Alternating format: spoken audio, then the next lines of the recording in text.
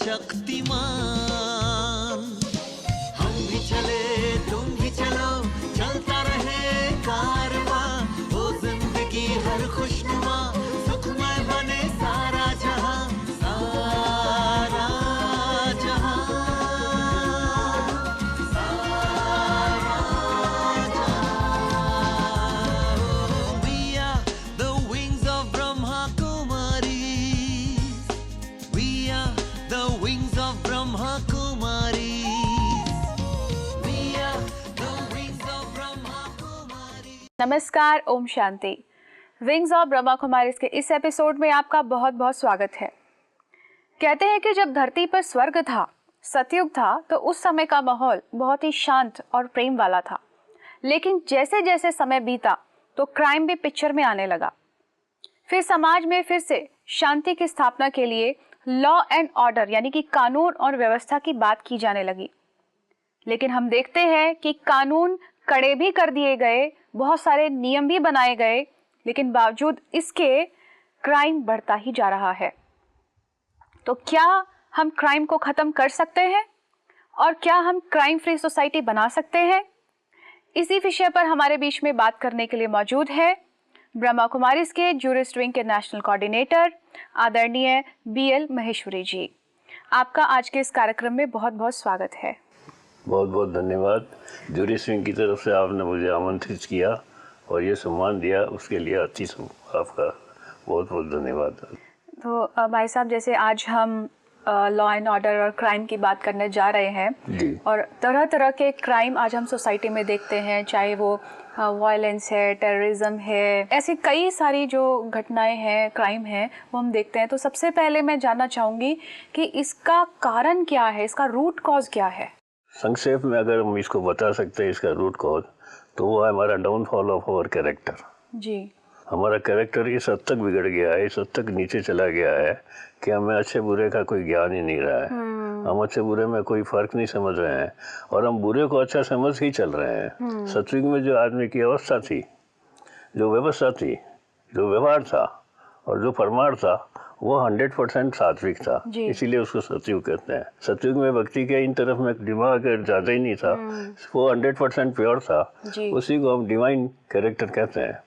आज की तारीख में वो डिवाइन कैरेक्टर बिल्कुल ख़त्म हो गया है। हर व्यक्ति शक्ति के पीछे चल रहा है, उसको धन की लालच है, तो धन के लिए वो बाहुबल हो गया है। वो जगह जगह अपने बाहुबल के कारण से वो धन की शक्ति को, धन को उपार्जित करता है। और जब धन आता है तो ऐसा आराम के लिए उसको वाइन चाहिए, शराब चाहिए। वाइन के अंदर जब उसके बाद में जब चलता है तो उसको वुमेन चाहिए। इसलिए इन तीनों की दुर्गति हो रही है जी। तो अगर आप संक्षेप में इसका उत्तर पूछें तो एक ही उत्तर है कि हमारी आज की तारीख में हमारी अवस्था खराब हो गई है, हमारी व्यवस्था खराब हो गई है, हमारा व्यवहार खराब हो गया है और हमारा परमार्थ खराब हो गया है। बिल्कुल। आज की तारीख में अगर हमारा परमार्थ ठीक हो जाए, हमारा कैरेक्टर ठीक हो जाए, हम डिवाइन हो जाएं, तो ये सारी चीज़ें ख़त्म हो सकती हैं। It all depends upon our own character.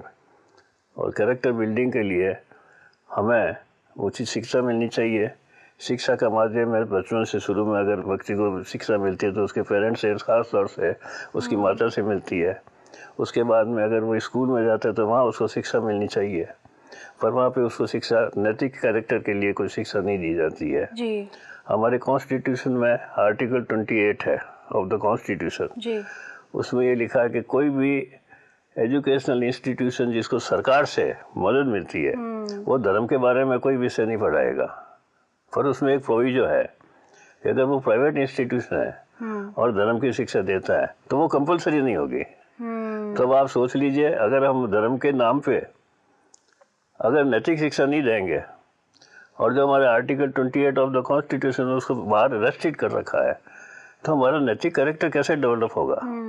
इसीलिए इस बीच में एक बात कहना चाहूँगा कि जब यूनिवर्सिटी ग्रांट कमीशन की स्थापना की थी गवर्नमेंट ऑफ इंडिया ने, और एक कमेटी बनी थी जिसने ऑल इंडिया टूर करके अपने भारत के वर्ष में एजुकेशनल कुरिकुलम क्या होना चाहिए उसके बारे में उन्होंने पार्लियामेंट में रिपोर्ट दी थी और पार्लियामेंट में रिपोर्ट एक्सेप्ट हो गई थी और एजुकेशन कुरिकुलम लागू कर दिया था। उसको एक मिस अरुणा रॉय ने सुप्रीम कोर्ट में चैलेंज किया था। वो केस रिपोर्टेबल है in the name of miss Aruna Roy versus union of India and others. उसमें वो रिपोर्टेबल जजमेंट है और उसमें उन्होंने एक ही चैलेंज दिया था कि ये जो यूनिवर्सिटी ग्रांट कमीशन ने जो एजुकेशनल कुरिकुलम लागू किया है वो आर्टिकल 28 ऑफ द कॉन्स्टिट्यूशन के विरुद्ध है। इसमें नैतिक शिक्षा का प्रावधान किया गया है, इसलिए इसको क्वेश किया जाए। मगर ऑनरेबल सुप्रीम कोर्ट ने बहुत ही अच्छे ढंग से, कहना चाहिए बहुत गहराई से और बहुत सोच विचार के बाद में उस कुरिकुलम को उन्होंने अपहोल्ड किया। और उसमें जो संक्षेप में 2 बात कहूँगा, उन्होंने कहा कि अगर शुरू से बच्चों को नैतिक शिक्षा नहीं दी जाएगी, जो हमारे धर्म उपदेशक थे, फिलोसोफर्स थे, चिंतक थे, उन्होंने हमारे लिए जो वैल्यूज एस्टेब्लिश की थी, अगर वो वैल्यूज को हमारे चिल्ड्रन एडॉप्ट नहीं करेंगे तो आगे देश का भविष्य क्या होगा, देश रसातल में चला जाएगा। ये उन्होंने ऑब्जर्वेशन किए थे उसमें। तो आज की तारीख में जब हमारे बच्चों को ये एजुकेशन नहीं मिल रही है, उनका चरित्र क्या होना चाहिए, माता पिता के प्रति क्या रिगार्ड होना चाहिए, लीडर्स के प्रति क्या रिगार्ड होना चाहिए, एक सिटीजन का दूसरे सिटीजन के साथ क्या व्यवहार होना चाहिए, बल्कि एक फैमिली में उसका अपने फैमिली मेंबर के साथ में क्या तौर तरीका होना चाहिए, हम ये तौर तरीका भूल गया है। आज की तारीख में हम देखते हैं छोटे छोटे बच्चे अपने फादर से कहते हैं, father you have not given me thanks for the glass of water I offer to you, और वो फादर उसको कहता है आई एम वेरी सॉरी। बच्चे आई एम सॉरी आइंदा से ऐसे बोल नहीं करूंगा। This is the state of affairs. हम कहाँ पहुंचे हैं? और यही सारे कारण हो रहे हैं कि हमारे जब बच्चे, छोटे छोटे बच्चे भी अगर वो सभ्यता को नहीं समझते हैं तो संस्कार क्या बढ़ेंगे उनके। बिल्कुल।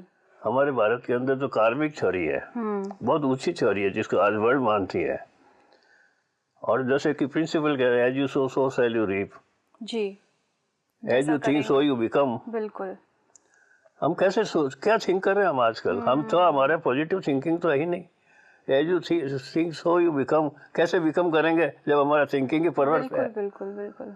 हमारे चरित्र को मालूम नहीं, हमें वैल्यूज की मालूम नहीं है। जब तक हमें वैल्यूज नहीं मालूम पड़ेगी हम थिंकर्स कैसे बनेंगे? लेकिन एक क्वेश्चन मेरे माइंड में आ रहा है कि कई लोग ऐसे हैं जो वैल्यू बेस्ड होकर चलते हैं, उन्हें शुरू से ही मॉरल एजुकेशन भी दी गई है और वो अपना एजुकेशन भी कंप्लीट करते हैं, लेकिन उनके सामने एक बहुत बड़ी चैलेंज तब आती है जब वो अनएम्प्लॉयड रह जाते हैं।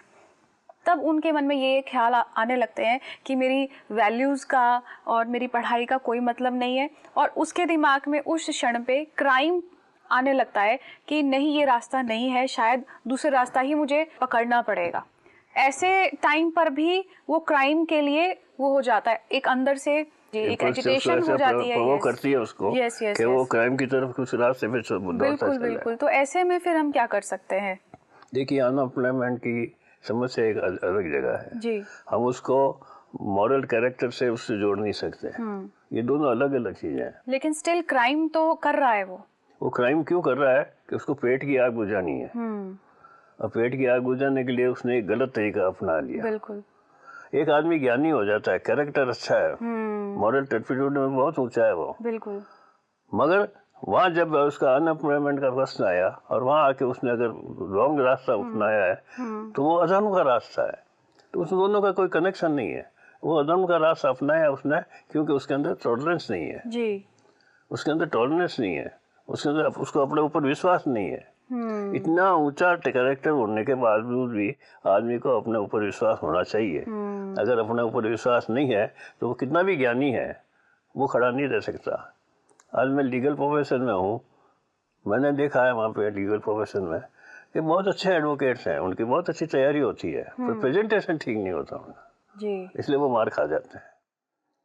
तो आपकी तैयारी अच्छी है, आप में ज्ञान अच्छा है, मगर आप अगर साइड पर आप रास्ता गलत चुनते हो तो रास्ता गलत चुनोगे तो उसका रिजल्ट भी गलत ही मिलेगा आपको, अच्छा तो मिल नहीं सकता। बिल्कुल। तो ये कारण है कि अनएम्प्लॉयड वो है तो भी उसको अपने संस्कार के ऊपर सोचना चाहिए।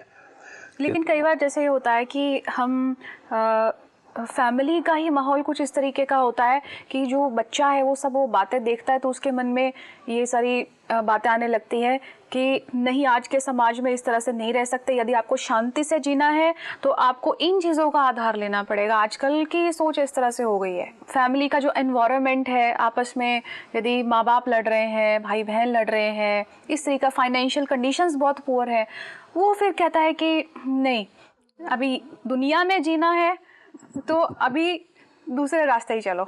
देखिए, फैमिली का भी जो वातावरण है वो फैमिली की अवस्था पे डिपेंड करता है। अगर फैमिली की अवस्था ऐसी है उसके माता पिता की, वो लड़ते हैं, तो बच्चे पे कुप्रभाव तो पड़ेगा ही जी।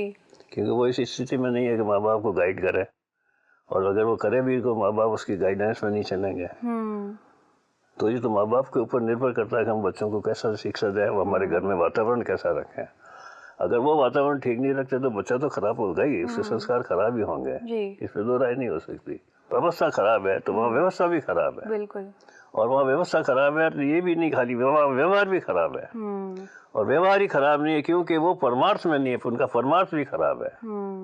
अगर वो अपनी अवस्था को परमार्थ के अनुसार ठीक कर ले माँ बाप, तो बच्चे पे सीधा प्रभाव पड़ेगा। बच्चा कभी भी माँ बाप को ये नहीं कहूँगा तुमने मुझे गिलास के लिए थैंक्स नहीं कहा, सॉरी बोलो तुम। बिल्कुल। वो इसका कारण एक ही है कि हम बच्चों को कैसे संस्कार देते हैं, ये हमारे ऊपर डिपेंड करता है। आप मेरे घर में आए, मैंने आपको एक पानी का गिलास दिया, अगर पानी में खोट है तो ये मेरी जिम्मेवारी है। आप में तो है नहीं, उस पानी का खराब पानी पीने से आपको एक समझिए कोई शारीरिक आपको तकलीफ हो गई, तो उसका जिम्मेवार मैं हूँ, आप तो जिम्मेवार नहीं है, क्योंकि आप अपनी बॉडी को तो मेंटेन कर ही रहे हैं प्रॉपर्ली। बिल्कुल। पर अनफॉर्चुनेटली आप मेरे आए और मैंने पानी पिलाया आपको, वो पानी दूषित था, उससे आपको कुछ एलिमेंट हो गया, तो उसके लिए मैं जिम्मेवार हूँ। तो अगर घर में ऐसा वातावरण है तो माँ बाप जिम्मेवार है, बच्चा जिम्मेवार नहीं है जी। वैसे बच्चा अपने संस्कार लेके आता है, वो अपने संस्कार के अनुसार ही जन्म लेता है, और संस्कार के अनुसार जन्म लेके भी उस परिवार में उसका कुछ लेन देन होता है।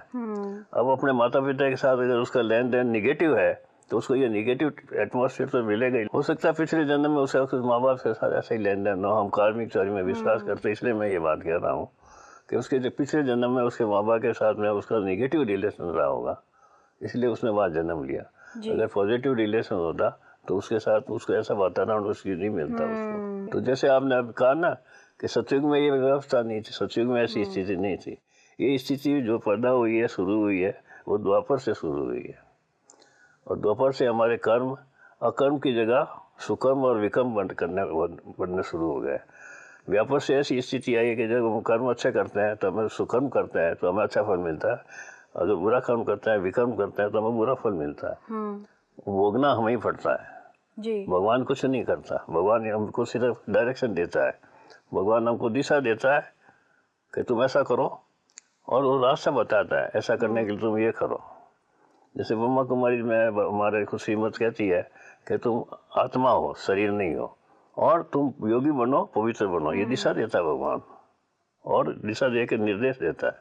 अब अगर उसको हम फॉलो नहीं करेंगे और उस फॉलो नहीं करने से जो विकर्म होंगे तो उसका मास्टर तो मैं ही हूँ, तो मुझे ही भुगतना पड़ेगा, और कौन भुगतेगा उसको? जी। Nobody else is responsible for my own acts and deeds. लेकिन आजकल हम देखते हैं कि आजकल पैसा बहुत बड़ा कारण बन चुका है क्राइम का। लोगों को ये लगता है बस पैसा कमाना है, चाहे उसके लिए कुछ भी करना पड़े, किस हद तक भी गिरना पड़े, कुछ भी उसके लिए कर गुजरना पड़े, लेकिन पैसा मेरे पास होना चाहिए। मैंने आपसे शुरू में कहा ना, wealth wine and women, first cause है वो वेल्थ है, धन है। और हर व्यक्ति चाहता है, क्योंकि हर व्यक्ति क्या है कि आज का दिमाग में ये आ गया कि मैं भी बड़ा बनूं, तो वो बड़ा बनने के लिए बड़ा नहीं हो रहा है, बड़ापन नहीं ला रहा है जी।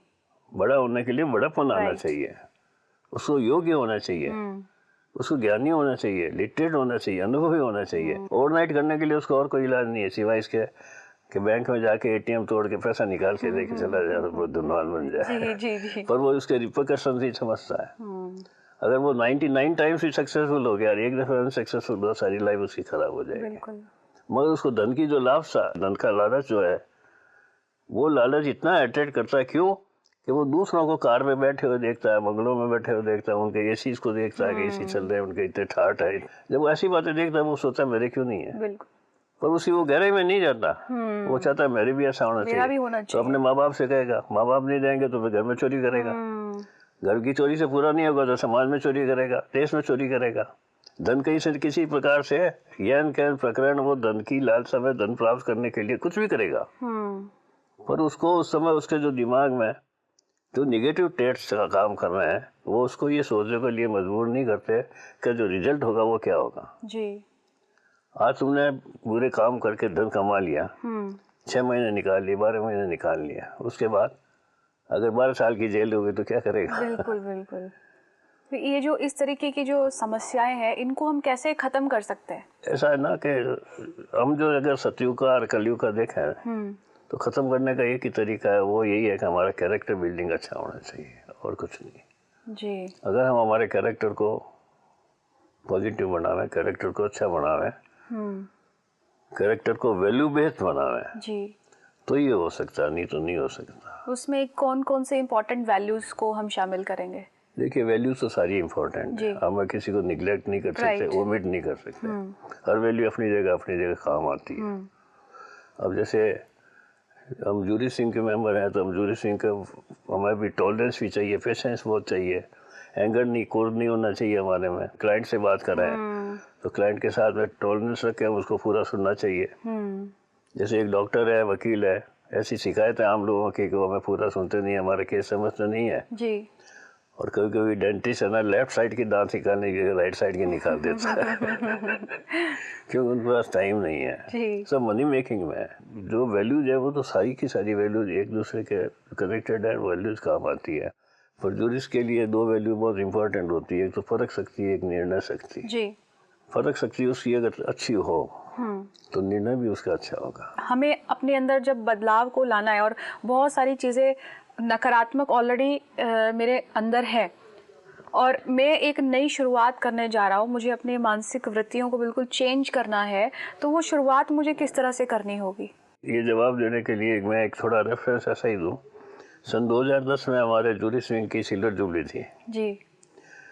एक डेलीगेशन हमारा मॉरिशस गया था, उसमें करीब हमारे 28-30 मेंबर्स थे। वहाँ पे सुप्रीम कोर्ट के चीफ जस्टिस से हमने मुलाकात की थी और वो मेरी एज वगैरह देख कर, उससे देख के कि ये वकील भी है, स्पिरिचुअलिटी में इतना लगन से चल रहा है तो क्या कारण है। तो उन्हें पहला क्वेश्चन में जब मिला था उनसे ऑडियंस में, उनके चैम्बर में, तो ये कहा था, how do you maintain a balance between your profession and your spirituality? Right, very good. The first very question he put to me like this. मैंने कहा बैलेंस तो आपको ज़िंदगी में हर जगह रखना पड़ेगा। आपको ऐसा नहीं है कि दूसरों के साथ ही बैलेंस रखना पड़ेगा, आपको अपने के साथ में भी बैलेंस रखना पड़ेगा, क्योंकि आपका मन एक तरफ भगता है, बुद्धि एक तरफ चलती है। मन आपका निगेटिव चल रहा है, बुद्धि आपको कहती है कि निगेटिव मत चलो, पॉजिटिव चलो, ऐसा करो, ऐसा मत करो। मन नहीं मानता है तो बैलेंस वहाँ भी रखना पड़ता है। तो जब तक आप अपनी ज़िंदगी में बैलेंस नहीं रखोगे तब तक कुछ नहीं होगा। तो प्रोफेशन के साथ बैलेंस रखना एक ही यही बात है कि आप प्रोफेशन को पॉजिटिव कैसे ले सकते हो, पॉजिटिव उसको यूज़ कैसे कर सकते हो और उसका यूज़ अपने साथ में, अपने क्लाइंट के साथ में, सोसाइटी के साथ में, फैमिली के साथ में भी उसमें बैलेंस कैसे बना सकते हो। क्योंकि like a doctor, legal profession में भी जो होता है उनका भी दिनचर्या बहुत बिजी होती है जी। सवेरे वो ऑफिस में बैठते हैं, दिन को कोर्ट में चले जाते हैं, रात को फिर ऑफिस में आधे दिन रात तक काम करते हैं, पढ़ते हैं, फिर फैमिली को भी संभालते हैं, सोशल एक्टिविटीज़ भी होती है, सोशल रेस्पॉन्सिबिलिटीज़ भी होती है, वो भी पूरा करते हैं। तो we have to maintain a balance between all this two. तो मैंने उनको कहा था कि आप जब तक स्पिरिचुअलिटी में नहीं जाएंगे आप बैलेंस नहीं रख सकेंगे। तो उन्होंने बहुत फ्रेंकली मुझे कहा, उन्होंने अपने वाइफ के प्रति कहा कि वो थोड़ी गॉड को मानती है तो बहुत मुझे कहती है, पर मैं वैसा नहीं करता, मैं वो जैसा कहती है वैसा नहीं करता, मैं पूजा पाठ कुछ नहीं करता हूँ, मैं बैठता हूँ। एक दिन उसने मुझे बहुत फोर्स किया तो मैं बैठा, 3 मिनट तक बैठ पाया, फिर उठ गया मैं कि मेरी जो पूजा पाठ है वो सारा फाइल्स में और किसी के साथ नहीं है। तो मुझे उन्होंने कहा कहने वो प्रैक्टिस में मेडिटेशन और मेरे लिए बड़ी अजीब समस्या थी कि मैं एक chief justice of supreme court of Mauritius को मैं वहाँ अचानक कैसे एकदम से प्रैक्टिस क्या कराऊँ और ये 1 मिनट की बात है नहीं। तो मैंने कहा यस वाई नॉट जी, मैंने उसको पॉजिटिवली लिया, वाई नॉट। तो मैंने उनको थोड़ी देर के लिए यही कहा कि आप अपने आप को भूल जाओ कि मैं सुप्रीम कोर्ट का चीफ जस्टिस हूँ, ये भूल जाओ कि आई एम ए बॉडी। फिर तीसरी बात मैंने कही, ये remember that I am a soul, मैं आत्मा हूँ, सब भूल, बाकी सब भूल जाओ। तो आत्मा के जो 8 गुण है वो मैंने उनको बताया कि आत्मा क्या होती है। आत्मा के गुण हैं, ज्ञानी होती है, पवित्र होती है, आत्मा में शांति के गुण होते हैं, आत्मा के अंदर सेंसिटिविटी के गुण होते हैं, कंसाइज होती है, शक्ति के गुण होते हैं। ये गुण उनको मैंने थोड़े से बताए। फिर मैंने कहा फॉरगॉट कर लो, now you think that you are entering in a sea, कि वो इससे चारों तरफ सी से सराउंडेड है। मैंने कहा ना धीरे धीरे इस समुद्र में आप चलो, अपने विजन से चलो, physically you are not entering into the sea, but by vision you feel that you are entering into the sea. मैंने कहा अब 10 फुट आप उधर गए तो क्या सोचा, क्या समझा आपने, कैसा फीलिंग हुआ? ऐसे करते करते मैं उनको बॉटम तक ले गया समुद्र के, और बॉटम तक ले जाके मैंने उनको कहा कि बैठ जाओ। तो वो शांति से वो चुपचाप बैठ गए, जाए के चाइल्ड। जी। फिर मैंने कहा अब आप जिसको भी मानते हो उसको याद करो। अगर आप अपनी वाइफ को मानते तो भी उसको याद करो, गॉड को मानते तो उसको याद करो। And he remain sitting in that position for quite 2 to 3 minutes। मैंने उनको कुछ नहीं बोला, न कुछ खिलाया। उसके बाद में थोड़ा मैंने देखा कि वो कुछ हिल रहे, तो मैंने कहा no come out of the sea. फिर मैंने पूछा आपने क्या फील किया? I felt really very deep silence in myself. I am feeling that spirituality is really good for the mankind. तो हम जब तक ये योग के अंदर हम नहीं पकड़ते, मेरा कहने का मतलब ये है कि व्यक्ति जब तक योग में नहीं साथ देगा, और योग के लिए उसको ज्ञानी होना पड़ेगा। हमारे यहाँ ब्रह्मा कुमारी में एक ही बात सिखाते हैं और पूछते हैं क्या तू ज्ञानी, तू योगी आत्मा बना है? जी। सिर्फ योगी बनने से कुछ नहीं होगा। क्यों? योगी होता है वैकेंट, वैक्यूम होती है उसमें। जब तक वो ज्ञान के साथ में योग नहीं करता, उसका परमात्मा के साथ में संबंध नहीं जुड़ सकता। एग्जैक्टली। तो ज्ञानी होना चाहिए, पर ज्ञानी के लिए ये शर्त है कि वो अनुभवी होना चाहिए। He must be experience. उस ज्ञान का पॉजिटिव अनुभव लेकर पॉजिटिवली उसको कैसे यूज करूं, वो यूज उसकी लाइफ में मिलना चाहिए उसको। मतलब मेडिटेशन प्लस जो एक स्पिरिचुअल नॉलेज है, इन दो चीजों के आधार पर ही उसमें चेंजेस आ सकते हैं। जी। इसलिए मैं ब्रह्मा कुमारी में मैंने अभी जैसे कहा ना, भगवान आके 2 डायरेक्शन देता है। एक तो देता है कि तुम कौन हो, के आत्मा हो, और दिशा देता है, डायरेक्शन ये कि तुम पवित्र बनो और योगी बनो। आज हम अगर पवित्रता हमारे में नहीं होगी तो हमारा कैरेक्टर नहीं बनेगा।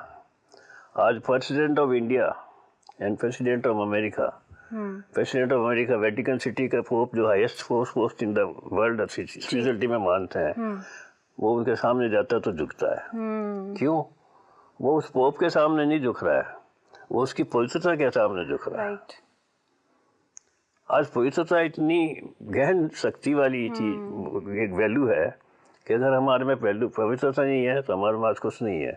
हम देखते हैं हमारे बच्चे, हम लोग स्कूल में यूनिवर्सिटी में पढ़ते थे, 50% पास होते थे, बड़े खुश होते थे, लड्डू मारते थे कि साहब हमारा बच्चा पास हो गया। क्या हुआ? पास 50% लाया मार्क्स, तो बाकी 50% तो फेल है। वो 75 लाया, 25% तो फेल है। तो क्या हम गेट ऑफ हेवन के अंदर एंटर करेंगे तो 75% से एंटर कर सकते हैं क्या?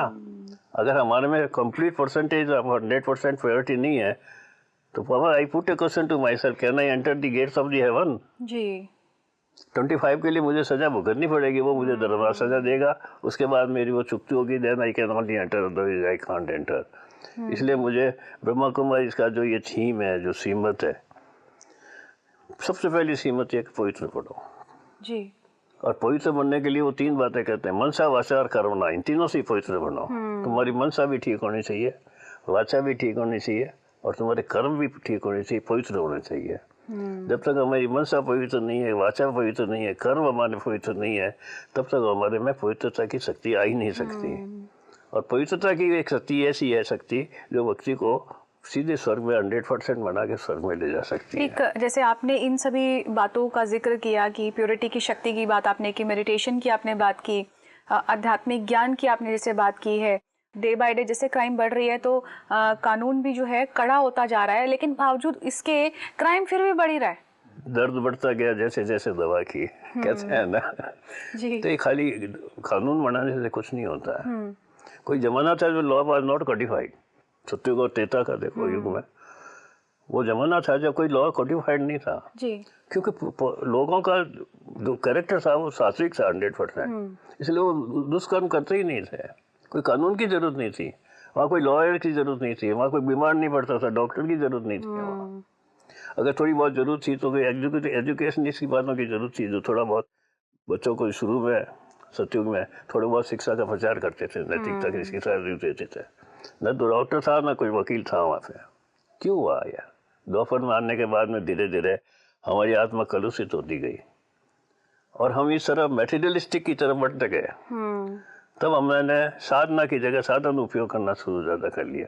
ऐसा आराम हमारे शुरू हो गया, और ऐसा आराम जब हमारी कैपेसिटी के बियॉन्ड चल जाते हैं, हमारे ऊपर चले जाते हैं, तब हम सोचते हैं इसको मेंटेन करने के लिए, इसको और बढ़ाने के लिए क्या करें कि धन लावें। धन कहाँ से लावें? अगर कमाई करके नहीं ला सकते हैं तो ये अनज्ञान प्रकरण कहाँ से धन मिल सके? चोरी से मिल सके, डकैती से मिल सके, झूठ बोलने से मिल सके। तो इस तरह से हमने धन उपार्जित करना शुरू कर दिया। Exactly. और ये सबसे बड़ी जो समाज में है, ये अनैतिकता सबसे बुरी है। जब तक ये रुकेगी नहीं, समाज तो रसातल में ही चला जाएगा जी। और जा ही रहा है।